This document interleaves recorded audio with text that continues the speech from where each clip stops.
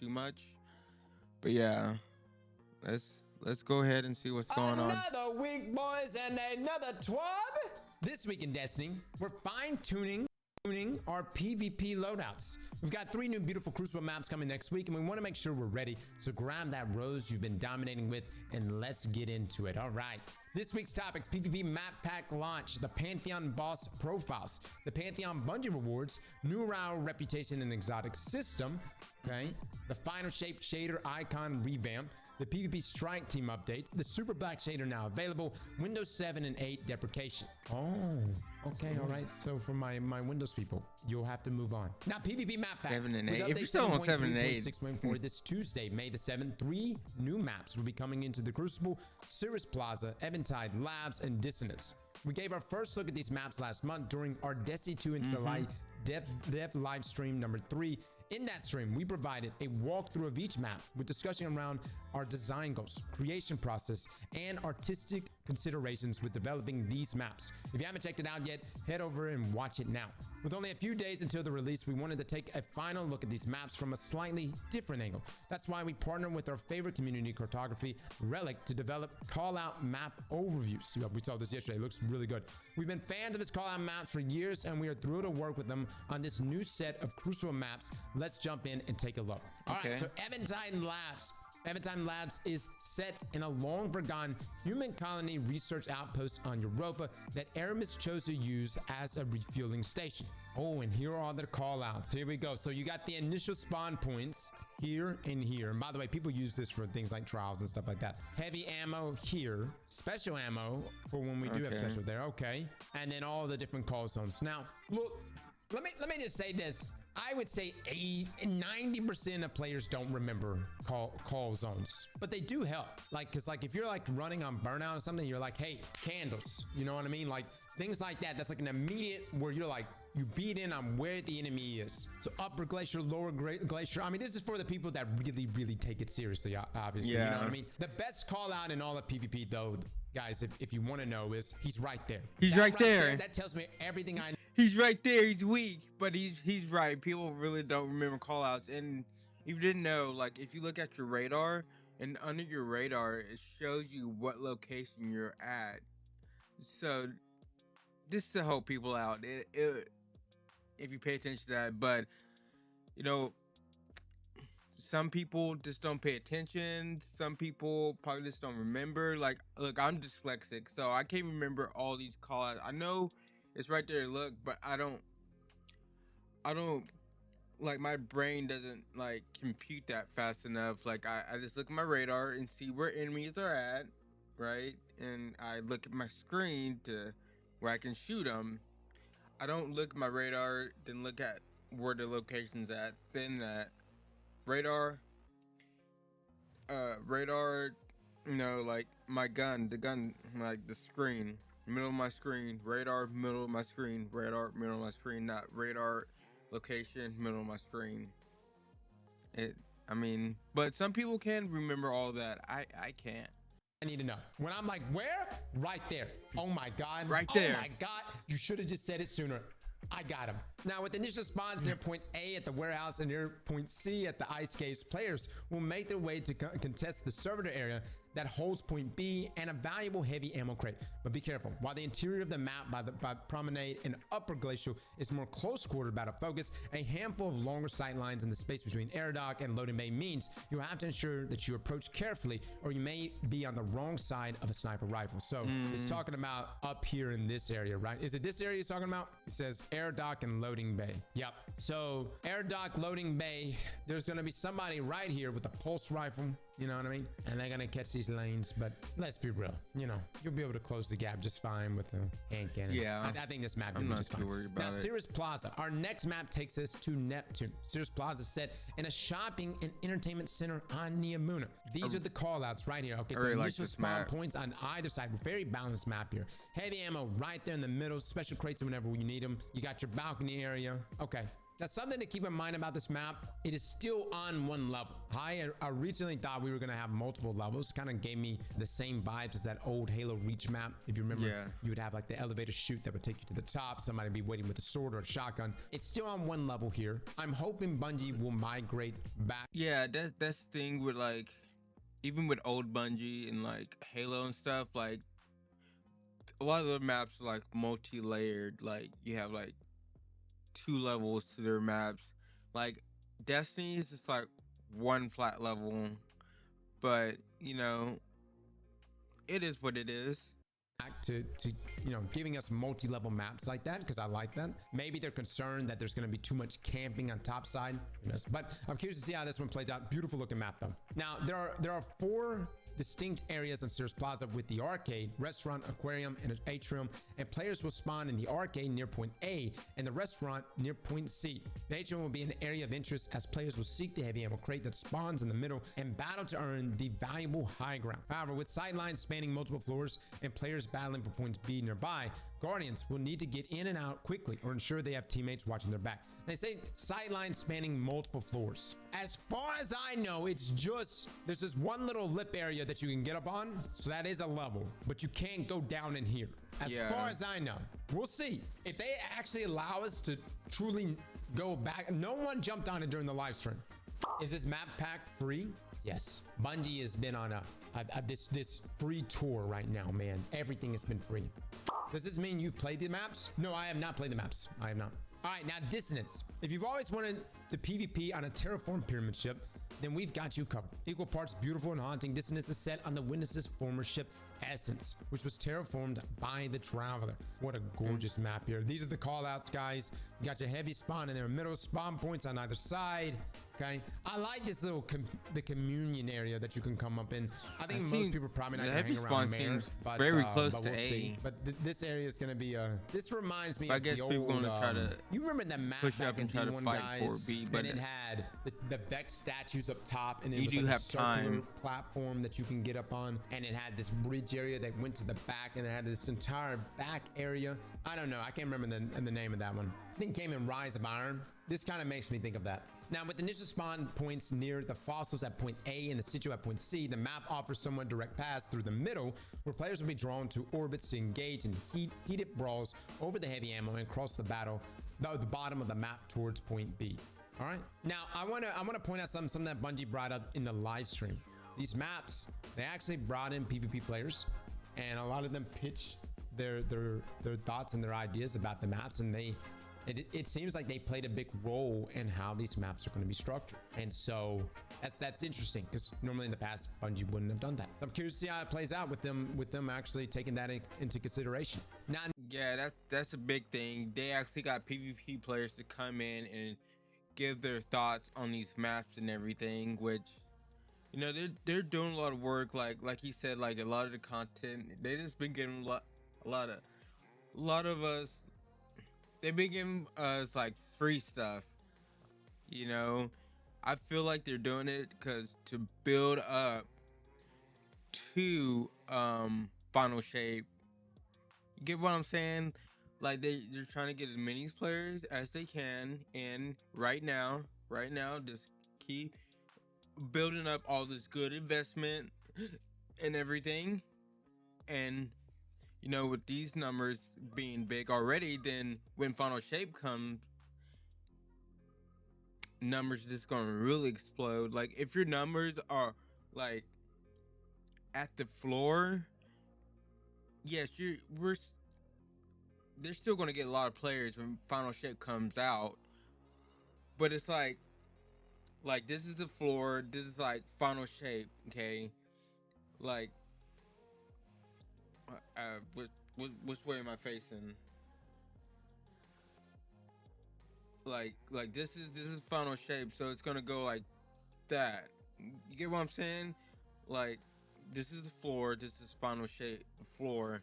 So like, you know, with them, you know, having all this good investment, giving us free content, you know, trying to fix stuff and everything, you know, you go from like right here, right, to like right here, right now. This is the floor. This is we kind of moved up in numbers and players and stuff. So yeah, they're there's they're being very smart with what they're doing. A new territory. When these maps arrive on May the 7th, they'll be on a separate 3v3 playlist called New Territory, so you can enjoy the new experience these maps offer on demand. Oh my god. The playlist will replace the 3v3 quick play node and feature the 3 new maps with the following game modes: survival, elimination, clash, and collision. Be sure to pick up the introductory quest from Shax for more details on the maps and the playlist. Additionally, while New Territory is the designated playlist for the new maps, the maps will be available in other playlists and the private lobby as usual. Lastly, New Territory will be available until the end of the season, at which point any player who engaged in the playlist will be awarded with the new Slaycation emblem. So the 3v3 playlist is going to be flooded. So this is really good because for me, nothing's more aggravating than like a new map comes out, which rarely happens in Destiny, but if it did, and then it's like behind all these other maps and I'll get it one time in like a 3-hour play session. It would be nice to be able to just jump in and experience the new maps right out the rip and see how that is. We need a map. So the 3v3 playlist is going to be flooded if the maps are good. That's the thing. Go downstairs. I'm sorry, y'all. I'm sorry about that. But anyways, kids. Anyways, the 3v3 playlist is going to be flooded if the maps are good. That's the thing. And they're going to be in the regular playlist, the 6v6 playlist. But it's gonna be more. It's gonna be harder to get them because there's gonna be more maps, which you need to go into this playlist, and it's just gonna be those 3 maps, which it's gonna be good practice and everything. But yeah, it's gonna really say like if these maps are good, and especially they can look at the numbers. Voting and lobbies, that's a D3 thing. Yeah, map voting, I don't know why it's so complicated and why so many developers have taken map voting out of their games, but map voting would be nice. The only thing I can think of is maybe they're concerned people are going to choose Javelin over and over. All right, the Pantheon boss deep dive. The Pantheon is upon us. The new PvE raid gauntlet opened this week, featuring 4 bosses as part of the first wave. With more bosses on the way each week, we wanted to take a moment to highlight the targets you've been tasked with taking down. We've got the details to ensure you know thy enemies well. So the Vanguard Guardian Dispatch all points bulletin. Defenders of the city, you are tasked with the elimination of the following targets. Gorgoroth. Classification: Hive, Blood of Oryx, Ogre, Worm Hazards, Void Eye Beam, Venomous Gaze, Unstable Light, Monstrous Strength, and Durability. Intel: ogres are forged through torches, trials, and dark rituals from corrupted and deformed thralls known as Unborn. They know only pain and are conditioned to hate and despise the light. Gorgoroth, aka Greg, is a hive ogre infested with burrowing parasites related to the worm gods and committed to Oryx's service. One of the most powerful ogres ever known, Gorgoroth was felled aboard the Dreadnought by the same brave fire team that delivered the Taken King his final death. Vanguard operatives uncovered that Gorgoroth was enlisted as a vessel to both tide violence directly to Oryx and corrupted hordes of stolen light from Oryx's conquest. The ogre's flesh also served as a containment for the Tablet of Ruin. I like that they also tied too. Gorgoroth was enlisted as a vessel to both tithe violence directly, so similar to what we did in Season of the Witch. A little lore background. Notes recovered from Gorgoroth's remain, Tablet of Ruin ×1. The item has been vaulted for proper containment. Deciphered Hive Apocrypha suggested Gorgoroth was fond of flower petals. Oh, he was a romantic. Daughters of Savathun would send warriors with petals stuffed beneath their the chidden as deathly delights for the ogre. Daughters of Savathun would send warriors with petals stuffed beneath their kind as deathly delights for the ogre. Where's that? Oh, their exoskeleton. Okay, where at on Gorgoroth's body would flower petals be? Have we ever noticed flower petals? Is there actually flower petals on him? He didn't always look like that. All right, well, Gorgoroth is a florist, and I hate that he was stuck in service to Oryx, but hopefully in the next life he could chase that dream. All right, Caretaker. Classification: Scorn, Abomination, Alter, Resident, Elixir, Former, House Unknown, Worm, Altered, Hazard, Skeleton, Scorn. Isn't Scorn Elixir? Ether Blast, Sacred, demilitarization, resident empowerment. Intel, slain by the intrepid fire team that stormed the sunken pyramid in the fitted courts of Savathun, the caretaker is a being of which we know little. It resembles a scorn abomination, but has been the subject of several experiments and is believed to have been host to a worm. The caretaker was entrusted with a collection of worm spawn as well as other entities the witness and Rourke had obtained to be analyzed and stored within the pyramid. Reports from fire team raiding the sunken pyramid mention that the caretaker appears to have been both victim to an overseer of experiments seeking to use worms and scorn together. Of note, multiple fire teams have commented on what appears to be pet mutations that are believed to have belonged to the caretaker. Whether these were rejected experiments or unsanctioned creations isn't known. There's a discrepancy in the number of worm spawn marked as collected from the pyramid and those delivered to the tower's vault containment. Guardians who have information regarding their whereabouts should submit a report to Vanguard leadership. Poor guy, man. Poor guy.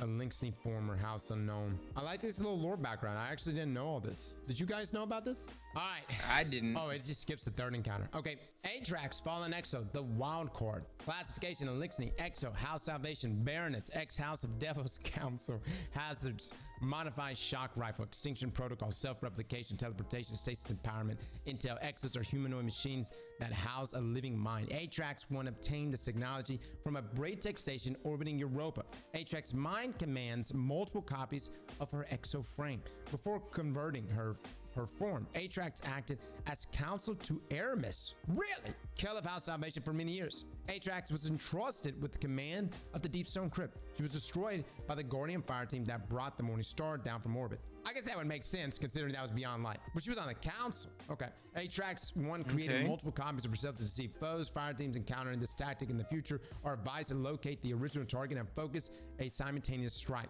Atrax was at one time seen as a voice of reason and order, able to speak to the hearts of the Linksney youth in House Salvation. What the hell happened to Aramis? Are we still going to finally deal with her? Or is that just in a future episode? I don't think she's going to be in the final shape, huh? Now, of note, the Hidden have relayed rumors that a copy of Atrax's one mind exists stored somewhere on Europa that is yet to be verified. At least 2 of the initial 6 fire team members that destroyed Atrax believe they destroyed a clone and that the real Atrax still lives. This is under investigation. Atrax was known to prefer synthetic lubricants when undergoing maintenance. Why? Why is that in here? What an odd thing to include. What? All right. Well, fellas, you know what to show up with. Come across Atrax, right? Make sure it's synthetic. She likes to be oiled down. I know it's such a weird thing to put in the lore. Yeah, it turns out she's really into lube. Okay. Zark, explicator of planets. I've never seen him up close. Manufacturer. I've actually never just close-up looked at him. He looks amazing. Yeah, me too. Cabal Shadow, Legion of Senator, and Clone. Hazards, Cabal, Magma Launcher, Searing Beam, Column of Flame, Magma Launcher, Compression Blast, Paracausal Shielding, Resonant Empowerment. Intel Zark is a Cabal clone created by the deposed Emperor Callus and is assigned to a detachment of the Shadow Legion forces aboard the Witness's personal pyramid ship. According to the Vanguard decryption team, Zark, who was granted the title Explicator of Planets, has surveyed a collection of worlds conquered by the Blackfeet for unknown purpose. Preliminary theories span weighing the worlds for discipleship to searching for the veil or a method of contributing to the final shape. Weighing the worlds for discipleship. Wow. Of note, reports conclude that even the Shadow Legion was not immune to Nezrak's torment. Zark details his own nightmares and more reports of nightmares and violent incidents among his forces. Zark's personal logs have been decoded. It seems that whatever their official goal was, they were personally cataloging worlds that had once been part of the Cabal Empire but were no more. Okay, little lore background. Now the Pantheon bunch of rewards, and if the thrill of the hunt wasn't enough, your success in Pantheon will nab you not only some loot in game, but also the opportunity to add some heroic bunch of rewards to forever mark your accomplishments, including the Godslayer title pin and the Pantheon Raid Ring. Sexy. Okay. The Pantheon Raid Ring features a legendary re-envisioning of our iconic first Raid Ring launched in 2020. I never got a raid ring. There's a couple times I could have got one, but I didn't have money for it. Loyalty in the face of adversity. Etched on the inside is a message that reads, "Glory comes easy when you have allies you can trust." The epitome of strength and camaraderie, the Pantheon Raid Ring stands as a testament to the valor and unity found in the heat of battle.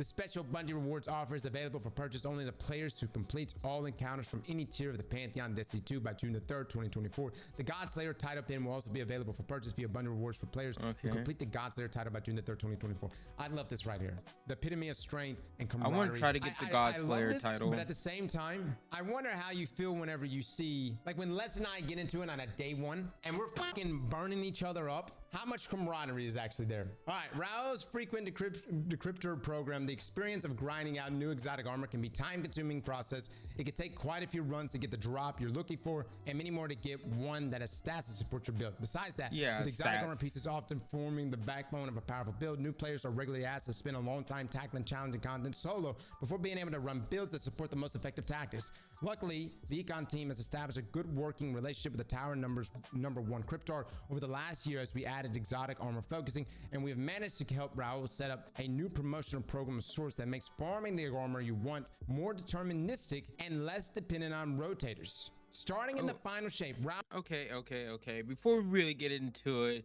before he starts reading all of this, so they're gonna make changes to Raul and how you get exotics. If I was understanding that first paragraph right.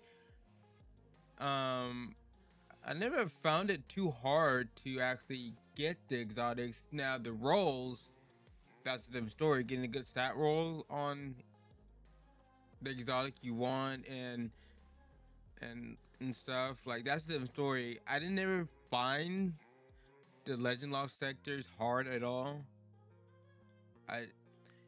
It's okay, I play this game a lot, like 5 to probably like 9 hours a day.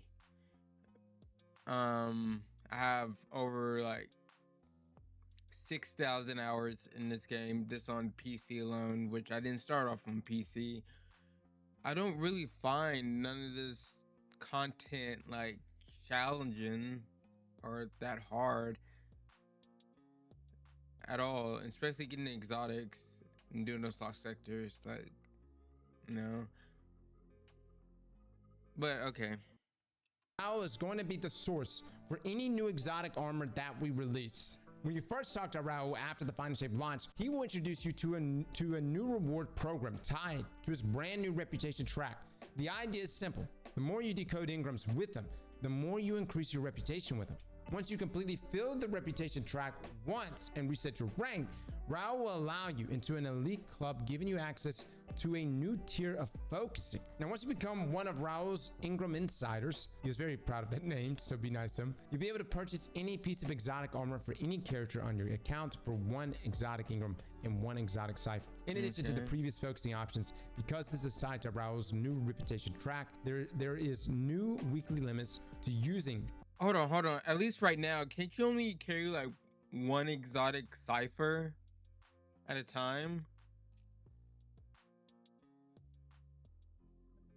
Okay, tell me in the comments if I'm wrong. Like, it's 1, right? You can only carry 1 exotic cipher. So what does that mean? They're gonna change it. This tier of focusing, okay? As long as you still have exotic ciphers and engrams, you can keep rolling armor, but we already have focusing. Now, with this change, we're also altering the way that old sources of exotic armor work. First, lost sectors will keep the same drop rates for exotics, but will instead drop engrams whenever they would have previously dropped gear. Neomuna will also still drop new exotic armor when you complete a Vex Strike Force encounter, but we won't be adding any more new armor to the drop list after Season of the Wish. So for those of us that were hoping to get into Vex Strike Force and do the knockout system for the new exotics, you're not going to be able to do that in the final shape. Now, with these changes, we know. So basically, it's pointless. Like, if you have all the exotics like I do, I have all the like class specific like armor and stuff, like it's gonna be useless to even play that. So that's, I don't know why they did that. So that's another activity that, you know, old players are not gonna be playing. They should at least like change it where it drops like static engram like it does in the lost sectors. You're wondering how long will it take to get this newfangled tier of focusing. I've got the world first race to prepare for. Well, what? Without going to the exact numbers, the actions that will give the most reputation will be precision description, aka tier 2 focusing, followed by advanced decryption when opening an exotic Engram. And last, but also least, opening a prime Engram. So if you want to be ready for the Witnesses forces as soon as possible, make sure to stock up on exotic Engrams and Ascended shards before June the 4th. As with a little more than a full stock of exotic Engrams, you'll be able to start focusing new armor. Holy crap. All right, so let me get this right. So tier 2 focusing is a single piece. All right, so what they're saying right here is to save your exotic Engrams. And I know probably many of you have a number of them sitting on you. And you're going to use those exotic Engrams to decode, aka tier 2 focusing. And that will give you the most reputation on the reputation track. And the idea of getting your rank all the way up here is so that you could become one of Raul's Engram insiders. And this is where you'll be able to purchase any piece of exotic armor for any of your characters on your account for 1 exotic Engram and 1 exotic cipher. And if I'm understanding this correctly, we're talking new exotics, right? You still need ciphers. You're still gonna need ciphers. No, you're gonna be able to do exotic lost sectors, but they just drop exotic Engrams and you'll take them to go decode, which would then contribute to Master Raul's track. Up to 5, you can stack them. All right, guys, start saving up your ciphers. Start saying, I mean, okay, and we're gonna have an entire like prep guide. This was not something I was expecting. So you can, stack up to 5. Well. The current system is fine, but sure, whatever. Yeah, but when a new exotic rolls out in the current system, can you focus it? Don't you have to go obtain it first? You either have to go do Vex Strike Force or go do Lost Sectors, and then you can focus it. But you still have to go discover it. The reason why this is... But it doesn't take long to discover them. Like, if you have all the other exotics unlocked, like, it'd be like, if you run a Lost Sector, at least, like, it'd be like the first, second run. It doesn't take long at all. Like, I never spent hours trying to get the new exotic. Probably like 10 minutes, 20 minutes. I will have it already. What's different is you're going to obtain it directly through Raul. Now, the other side of things is, are the new exotics, can you not get them to drop anywhere else? So like if I'm out and an exotic Engram drops on me, can that new exotic armor still drop for me? I don't know, man. I don't know. This is, you know what I think this is really coming back to, guys? I think this is all going to tie into exotic class items. And remember, those are going to be random. I don't know exactly how those are going to be dropped. I'm assuming it's going to somehow be tied into that. And those will be random. You know, the spirit of whatever exotic with the spirit of another, it's random. We're going to have to just wait for more information on it. Maybe. You only get actual exotics, their GMs, Lost Sectors, Vex Strike Force, and other. And that's it. No.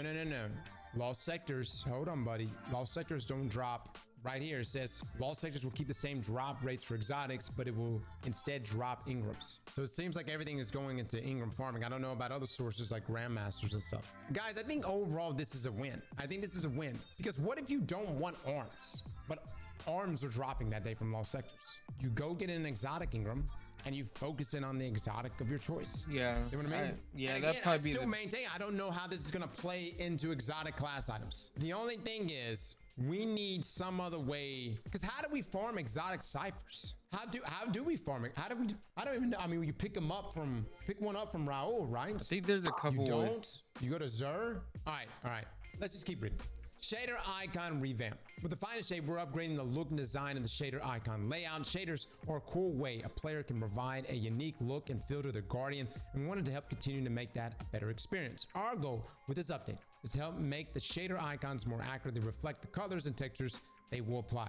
I've actually had this multiple times, but oh my god, this is what in the bedazzle. Currently, there are some issues that can make the experience of applying a shader inconsistent. The first being that while each shader applies 6 colors, only 4 are currently shown on the shader icon.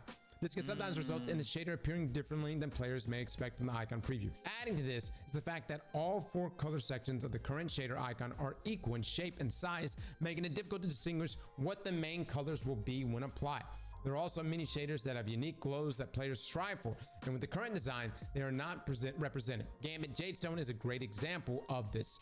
Gambit Jadestone shader icon, current. To help address these issues, we made updates to the shader icon design that includes all 6 colors for the shader. We are also changing the design in a way that makes the primary colors appear to take more space than the secondary colors for a more accurate representation with most gear items. Glows are also affected in the updated design, so it'll be easier to distinguish those shaders within your shader selection screens. All right, so this is the old and this is the new. Okay, we tested many different design solutions with this goal and eventually settled on adding a diamond to the center of the current icon design and changing the layout of the color slots on the icon. We're hoping these new improvements will offer a better experience for Guardians looking to show off the best look. Okay, I mean, it's good.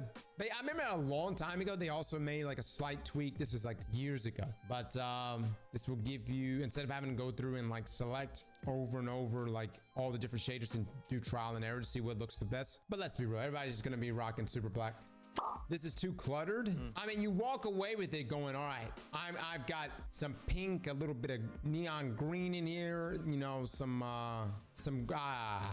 yeah, red and black. I think I like it. I really don't give a shit though. Some of them you can tell, but some of it doesn't. Save you against the witness? You think that's gonna save you? You think looking good is gonna stop him from they need to make some of those colors pop more. If you look better, it would just make it worse, probably. You know what I mean? My thing is, I've never really cared about my drip. Okay, I care about just having good stuff on, unless it's the Witcher armor set. Then it matters. All right, PvP Strike Team. I care a lot about my drip. Hello everyone, PvP Strike Team here to talk about special ammo on the Crucible. Since update 7.3.5, we've been doing a substantial amount of iteration on our special ammo distribution systems. We tried the meter system in multiple playlists, as well as 2 different versions of the ammo crate system in competitive hardware and for a limited time in trials. Some people ask why we are bothering to do this level of experimentation, and we like to explain it. The respawn system. The original special ammo distribution system was brought into the game with Forsaken, and combined with allowing players to pick up ammo from defeated opponents, it eventually peaked in a short period of time where special weapons eclipsed primary weapons for the final blows in Crucible. We walked it back several times, mostly focused on how much ammo you could pick up from bricks on the ground, but we were still left in a position of one-shot kill special weapons making up a substantial percentage of Crucible final blows and contributing to many of the issues with sandbox readability we have discussed before. While the respawn system had its issues and we felt there was some room for improvement, it did do a decent job of balancing ammo distribution between high and low performing players, with high performing players on average utilizing special ammo 1.5 to 2 times more than low performing players. Similarly, with years of the systems in place, the special weapon meta has solidified nicely. Shotguns were at the top with around 47% of special weapon kills. Snipers and fusions combined to make up 43%, and all of the special weapons were the remaining 10%. Bunch of apes, man. You guys just running around with shotguns. We really got up to 47%? Good God. Now, when investigating changes to the respawn system, it became apparent that we were very limited in terms of how we could tune the system to get the desired effects. And that led us to investigate 2 additional systems.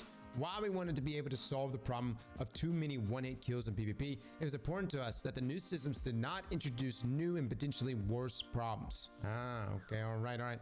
Now, the meter system. To understand the meter system, we first need to take you through its development. The system was originally intended to be experimental, utilized only in Okay, before he gets into the rest of the paragraph and stuff, I like the meter system. That's my favorite system ever. Like, I don't like the crate or whatever. I feel like, I feel like it's just, you have to be skilled with your primary first to get the special ammo. You get what I'm saying? Like, if you're not killing people or getting, kill assist with your primary weapon, you're not gonna get special. Like, there's tons of games where I barely use my primary. I mean, not my primary. I barely use my special, because guess what? I don't have people up my ass or trying to take my head off with a sniper, and I have like 10 shots in my back pocket with a shotgun.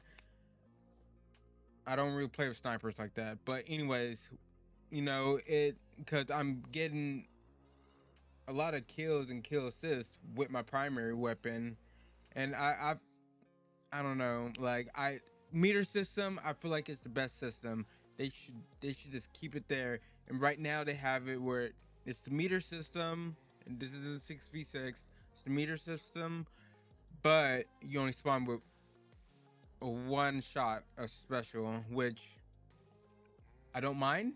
That's okay. I would rather have two, but one, if that's fine. That's fine. I'm not really gonna complain as long as I have my meter and I can work towards more shots. And I just feel like, you know, I feel like with like the ammo like crates and stuff, I just feel like that messes up the flow of combat, you know, because everybody's just going to be trying to go to get the special ammo in their spawn, in the middle, and even in the teammates spawn, because, you know, once people have their special, they know they can just fucking ape and push. You know, I just feel like the meter system, you have to be more skilled with a primary. And honestly, if you don't like the meter system, that says a lot. I'm just saying that says a lot about you. Okay, you're too got too used to already just having a shotgun or a sniper in your hand, sitting in the back, or just aping crazy like a chicken with his head cut off and getting kills, you know. The temporary lapse mode. Checkmate.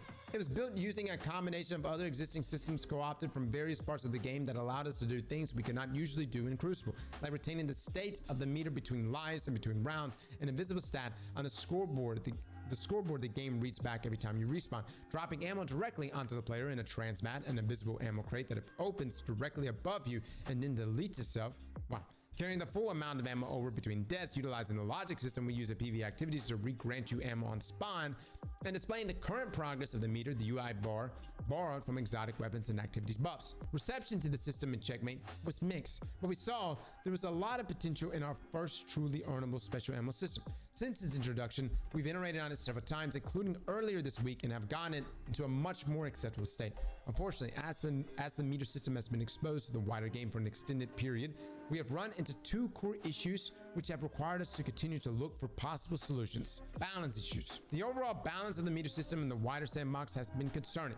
It primarily benefits one player type over all others, with players who routinely perform above average in their lobbies getting the double benefits of having more special ammo than the respawn system allowed at a certain point in the game, while their opponents often have much less. In the meter system, high-performing players are earning special ammo at 3.5 times the rate of lower-performing players, a delta which has led to many non-high-performing players abandoning special weapons entirely. I'm gonna be honest, guys, we use special, but I just use my primary. There's so many times by the end of the game, I'm sitting with like 8, 9, 10 shots of special. Now, competitive, for example, with the meter system in use, lower-performing players were more likely to get kills with heavy ammo weapons than they were with special ammo weapons. The weapon balance has become similarly one-sided, as it promotes shotguns as the main solution, and all other special weapons are perceived as no longer useful for most players when in an ammo-limited situation. Under the meter system, shotguns have more than 76% of special weapon kills. Good God, so it's gone up. With fusion to snipers reduced to a combined 18%,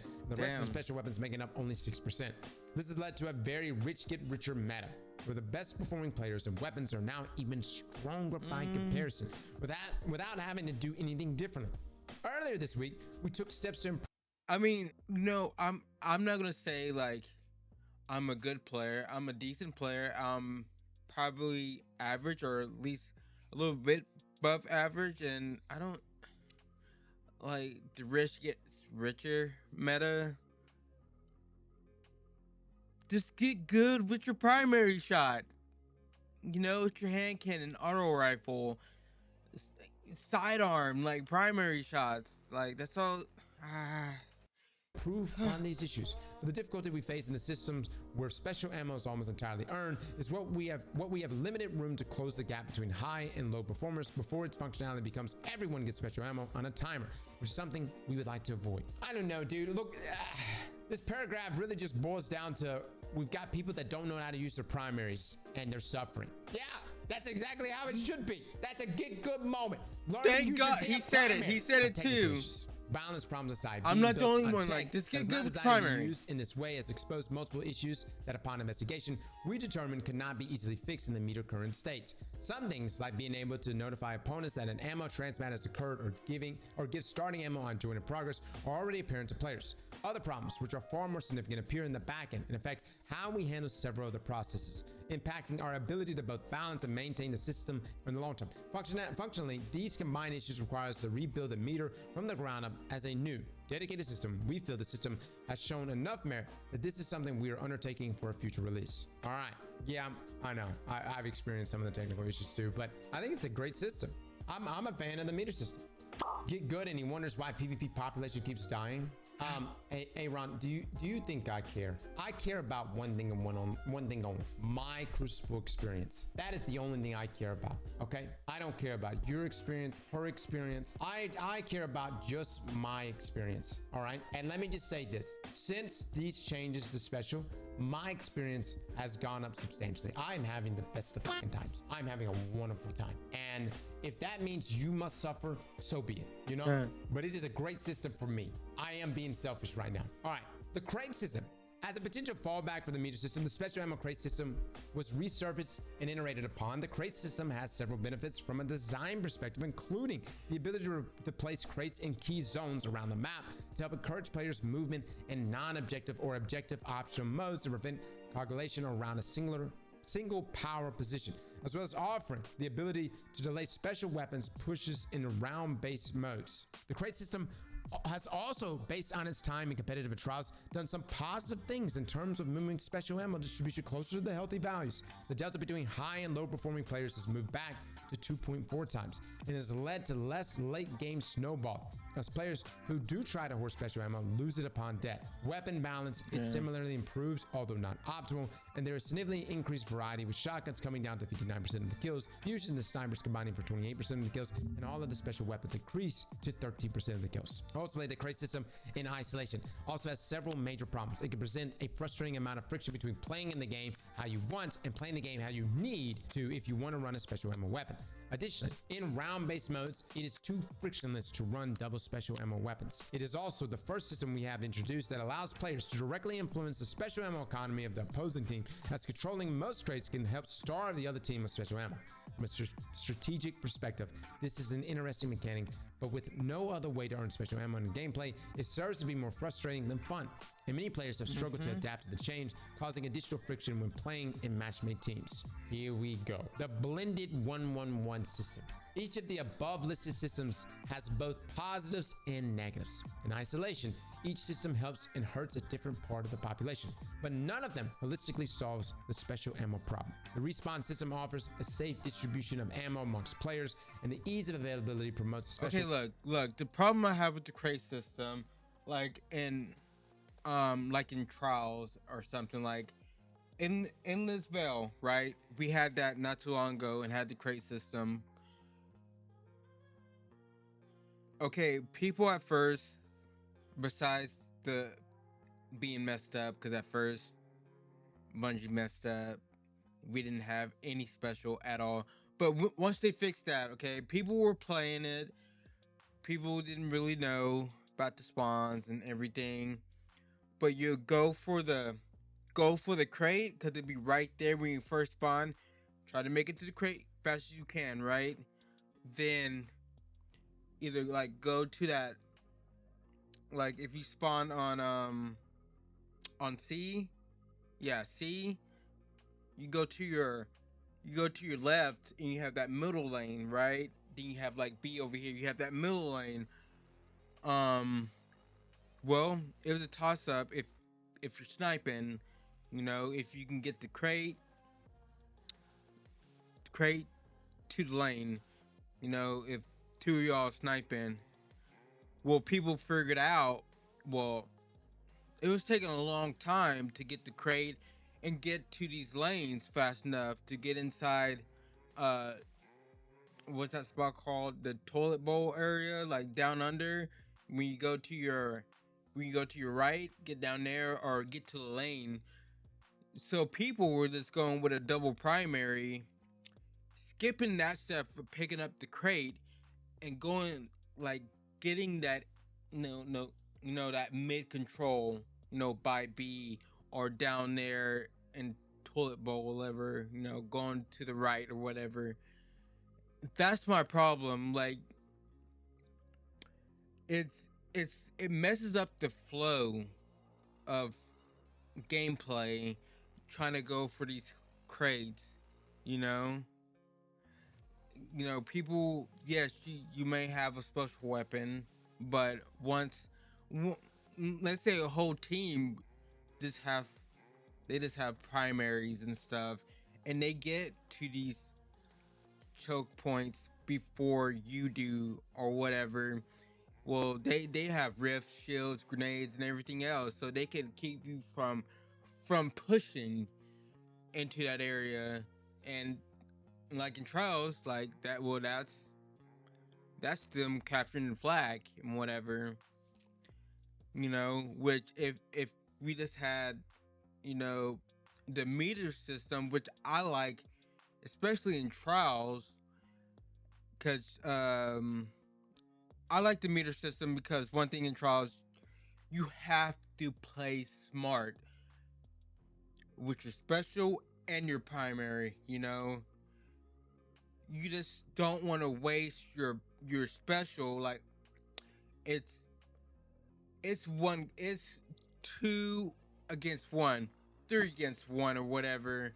Now you have a choice. You can try to hurry and get that kill and use your primary ammo, your primary, to try to use your special ammo to get that kill, or you can be like, hey, I'm gonna wait for my team and try to just kill him with my primary shots, weapon, whatever. I can't talk today.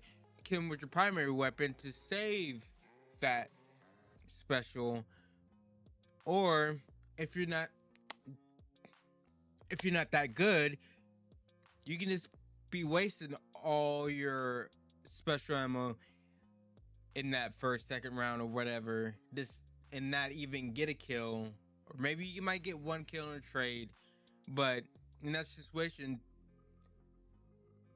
you probably could have saved your special ammo. I feel like it's a lot more technical. You have to think about how you're using your special ammo with that meter system, especially like in a one life game mode. Unlike when you have the crates, you can just grab the crate, try to get where you need to get, use your special, bam, bam, next round, you're just gonna get that crate again and get your special again, which with the meter system, you can't do that. You have to play smart with it. And on the other hand, you can just skip the crates and just have a pretty good long range, close to mid range weapon, primary weapons. Just skip the crate and you can get control of the map a lot easier. You see what I'm getting at? Yes, the meter system, yes, you have to be a lot more skillful to get the most out of it. Which with the crates, you don't really have to be that skilled, the best thing, better not. I mean, it's better off not using it at all. Okay, I've been going on way too long because this is kind of. Cause I really like the weapon diversity, but giving 2 kills worth to every player, every life, also results in far too many 1-hit kills for a healthy sandbox. The meter system allows players to earn special ammo in a deterministic way and increases the rate of earning if you're playing well, which feels rewarding for high-performing players. On the other hand, For low performing players, it feels significantly worse, and it promotes a homogeneous special weapon meta. The crate system allows us to promote movement around the map, alter boosting timing, reward map control, and give players more direct control over the amount of special ammo in the play for their opponents. It also causes significant friction by forcing conflict with optimum player flows and between match-made teams, and it allows too much special ammo in round-based modes. The solution we have settled on is a blended system we refer to as the 1-1-1, taking parts of each of the above systems and combining them to solve the problems introduced by each system. So starting with point number 1 here, players will respawn each life with 1 kill worth of special ammo for their chosen weapon. This serves as a stopgap for players to make sure they are never going long amounts of time with an empty weapon, and encourages more players to continue utilizing special weapons, albeit in a limited fashion. Setting the ammo at 1 instead of 2 kills worth ensures that there is not a surprise or not a surplus of special ammo that is available for minimum effort. Spawning with 1 also functions as a healthy midpoint between spawning with none in the crate system and retaining all ammo with the meter. Now, all primary weapon final blows will drop a personal ammo brick that rewards 1 kill's worth of special ammo. This is our deterministic earnable method of distributing ammo in the blended system until our purpose-built version of the ammo meter is ready. What this means is that any of your final blows with a primary weapon will drop an ammo brick that only you can pick up, regardless of whether the opponent you defeated has special ammo on them. Likewise, if you defeat a player who has special ammo using a special ammo weapon, that will not drop a brick on the ground. So like the meter system, you cannot use special to directly earn more special. We'll also be initially reintroducing this specific portion of the system into the competitive playlist starting next week to help address players' complaints about the economy in this mode. So the physical brick will drop on the guardian that you kill. Yeah. So you're gonna have to close the gap to still pick it up versus getting a kill and it immediately is in my special weapon. Okay. Crates will continue to exist, but their icon visibility range on the HUD has been decreased. Hold on, and they will only provide a single kill's worth of special ammo when open. These crates will continue to serve as points of interest around a map, but it will no longer be a requirement for players to interact with them to partake in the special ammo system. They will instead function as a small bonus for players who take the time to engage with them, and an optional midpoint step for players to gain special ammo that is more effort than simply responding with it, but less effort than getting a primary weapon final blow. We're very excited to introduce this system sometime after the launch of the final shape, and we greatly appreciate your patience and feedback as we have continued experimenting in our ongoing effort to improve Crucible. So are you always going to spawn with 1 shot of your special? So like if I run in and I shoot my 1 shot off from my Matador, when I respawn, will I always have 1? Look, I don't understand why we're going backwards on this, because this is just kind of returning back to the old system, but with ammo crates. Yes, it is less ammo, but it is returning back to that old system. And like Bungie, if you're looking at the analytics right now and you're like, yeah, it's just turning back into the old system, but you get less ammo. Like, especially how it used to be, but I'm pretty sure in the old system, like, your whole team can see that brick and your teammate can run over it and grab it. But it now is just going to be you. It's going to be your brick. You can see it. You can pick it up, but you're not going to get as much ammo. It's going to be like 1 shot. Then if I'm hearing that right, it's going to be a crate too that you can get, which is going to be, I don't know how I feel about that. I feel like people is going to farm people trying to go for that crate, because why would a good player, right, go for that crate when he can just get a kill and get a brick off of that person trying to get that crate, you know, and kill that person or kill those people trying to get that crate, go over there, get that ammo, and even pick up that crate. So that's more ammo for that better player. I think crates are such a bad idea. I'm just gonna say it flat out, bad. No crates. No crates. Cause the better, smarter player is always gonna prevail with the crates. Are y'all getting what I'm saying? Leave a comment if you get what I'm saying. But Like, dude, no one's playing Crucible right now. It's not because of the special changes. It's because Onslaught and Pantheon are in the game, and everyone is playing that right now. Yeah. Like, so if you've looked over the past 3 weeks, you're like, oh my God, player drop-off is crazy right now. We must make changes. Everyone's playing other stuff. They're saying they're reworking the meter system due to technical issues. I mean, I get where they're coming from, and I understand why the thing about shotguns going to 76% of all special kills. I personally like the meter system. I think the meter system right now is just fine. But this will make less special. You can't just stack it unless you die a bunch. You get 1 kill and then you have to die. I mean, that is true, but you can stack up special because a primary weapon final blow will drop a personal ammo brick. So you get that 1000% pile up special ammo. Yeah. Not saying like shotguns or ruling the Crucible with 76%. You know, you have to keep in mind there are some outliers to this. You know, you've got things like conditional finality, which is a phenomenal shotgun. And you know, what about other weapons, other primary weapons present in the energy slot that are really good? Summoner, what do you put with Summoner? Conditional finality. Yeah. Igneous, what do you put with Igneous? Conditional finality.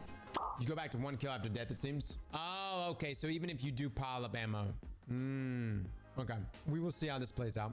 This is obviously something Bungie's gonna roll out with us. I'm just saying, like, I think the ammo meter has been fine. I've been enjoying Crucible. All right, the Super Black Shader now available. With the final 2 Brave weapons available this week, players will receive the final quest needed to unlock the much anticipated Super Black Shader. Players can unlock the shader by earning the Super Black Key Alpha from Shax and the Super Black Key Omega from Arsight 9040.